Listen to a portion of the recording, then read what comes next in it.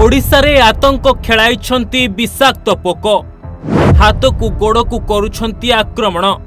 कामुड़िला माने मरि जाउछंती छोट छुआंको ठारू बड़ घरे घरे एबे विषाक्त पोकंकर कब्जा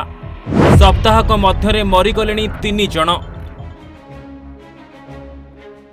निज घरे भी एबे केही सुरक्षित रहुनाहंती कोउठी अछंती आसी चुटकी कामुड़ी की पळाउछंती मनिषंक देहरे छाड़ी दे जाउछंती तांकर विष आउ देह को थरे विष आसिला माने मनिष मरिबाट थय।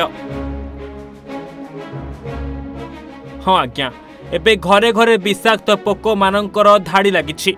केतेबेले कौन हेउछि किछि बुझी हेउ नाही विषाक्त पोक मानकर आक्रमण रे मरि गलेनी 3 रु अधिक एबे आहुरी आक्रांत होई डाक्तरखाना रे चिकित्सित होउछंती एई पोक को नै छोट छुआंक प्रति रहिछि अधिक विपद विषाक्त पोकर ना हेउछि स्क्रब टाइपस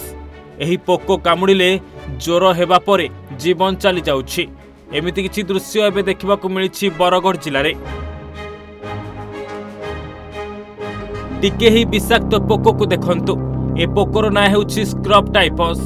हाथ गोड़ पिठी छाती चारियाड़ को आक्रमण करिथाय ए पोक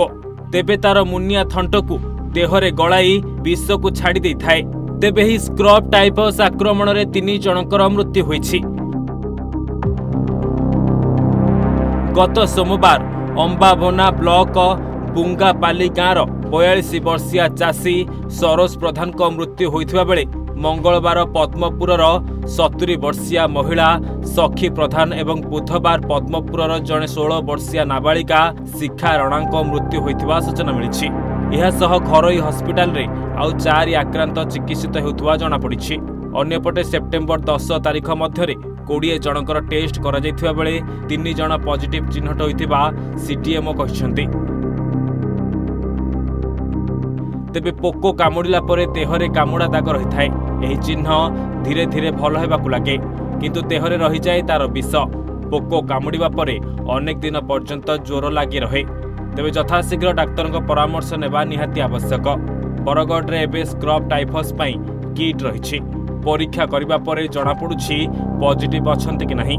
सेपट जे देखिबा कोरापुट रे लागी रहिछि झाड़ा बांती जोंतिरे जनकर मृत्यु होई जाइछि अनेक एबे डाक्तरखाना रे चिकित्सित होउछंती। बरगढ़ रु मनीष शर्मा सह कोरापुट रु कईन गरडांक रिपोर्ट ओडिशा भास्कर।